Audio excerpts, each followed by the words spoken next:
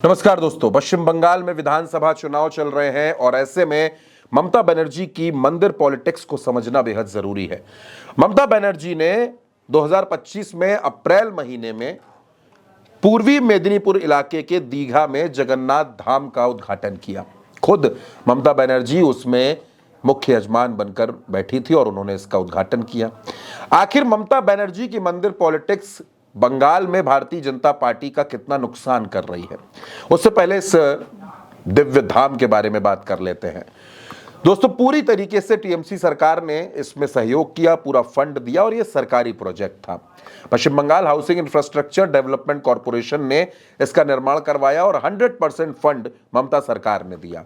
यह दीघा इलाके में समुद्र के किनारे 20 से 22 एकड़ में बना है। पुरी की जो 12वीं सदी है उसके जगन्नाथ मंदिर के तर्ज पर इसको बनाया गया। तकरीबन 250 करोड़ रुपए की लागत आई। इसका ऐलान ममता बनर्जी ने 2018-2019 के आसपास किया था और इसकी जो जगह है वो खुद ममता बनर्जी ने चुनी थी। उनको ये जगह पसंद आई थी। उसके बाद यहां काम शुरू हुआ।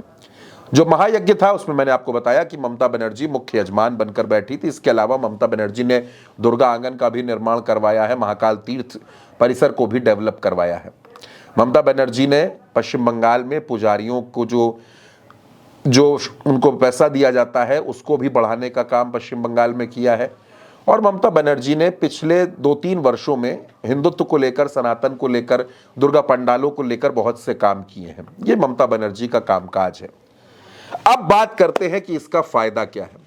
आप जानते हैं कि पश्चिम बंगाल में भारतीय जनता पार्टी ये नैरेटिव सेट करने में लगी है कि ममता बनर्जी हिंदू विरोधी हैं, उनको प्रभु श्री राम से परेशानी होती है, उनको दिक्कत होती है, तरह तरह की बातें यहां पर कही जाती हैं। उन तमाम बातों के लिए ममता बनर्जी का ये जगन्नाथ मंदिर एक जवाब है, दुर्गा आंगन एक जवाब है। ममता बनर्जी ने बताया कि वो पश्चिम बंगाल में किसी ऐसी राजनीति को नहीं पनपने देंगी जो नफरत फैलाती हो। और ममता बनर्जी की तमाम बातों का जवाब देती हैं उनकी सांसद सायोनी घोष। सायोनी घोष ये बताती हैं कि हम दुर्गा को भी मानते हैं, हम राम को भी मानते हैं, लेकिन हमारे यहां राम से पहले सीता का नाम लेना जरूरी होता है। क्या कुछ कहा था अपने उस भाषण में सायोनी घोष ने, वो मैं आपको सुनवाऊंगा। किस तरह रैली में सियापति रामचंद्र की जयकार के नारे गूंजे थे, ये बयान सुनिए।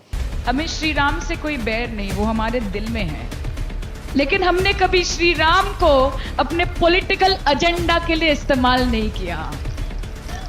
हमने कभी जय श्री राम किसी को डराने के लिए, किसी को धमकाने के लिए इस्तेमाल नहीं किया।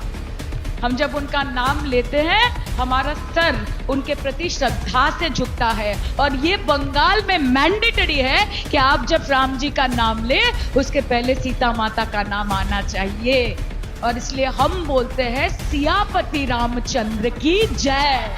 दोस्तों, इसके बाद ममता बनर्जी ने जब ये कहा कि वो सबको साथ लेकर चलने की बात करती हैं, पश्चिम बंगाल में कहीं भी किसी को किसी के साथ अन्याय करने की इजाजत नहीं है।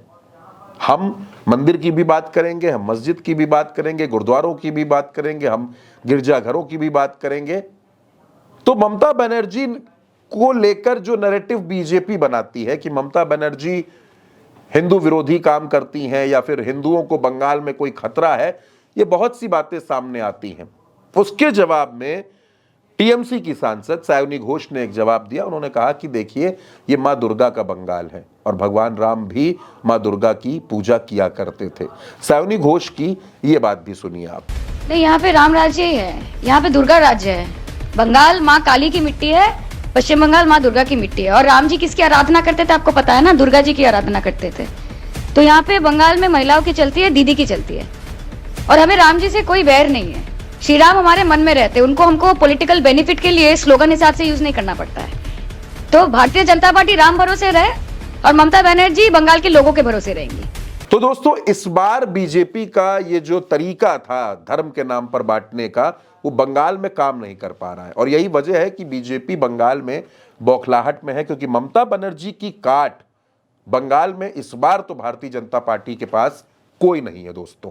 क्योंकि ममता बनर्जी के पास जो सांसद हैं, ममता बनर्जी के पास जो नेता हैं, वो लगातार बंगाल में इस तरह से प्रचार कर रहे हैं ताकि ये जो चुनाव है ये धर्म के आधार पर ना होने पाए। ममता बनर्जी ने 2011 से लेकर 16 में, उसके बाद 21 में लगातार जो जीत दर्ज की है वो अपने काम पर दर्ज की है, और इसी वजह से सिर्फ काम पर बात होनी चाहिए, काम पर वोट डाले जाने चाहिए। अब नतीजा जो होगा वो 4 मई को पता चलेगा दोस्तों, लेकिन एक बात जरूर है कि पश्चिम बंगाल का चुनाव हर बार की अपेक्षा इस बार ज्यादा रोचक हो रहा है। फिलहाल मेरे साथ इस वीडियो में इतना ही। आप अपनी राय कमेंट बॉक्स में हमें जरूर बताइएगा। उल्टा चश्मा यूसी को सब्सक्राइब कीजिएगा। नमस्कार।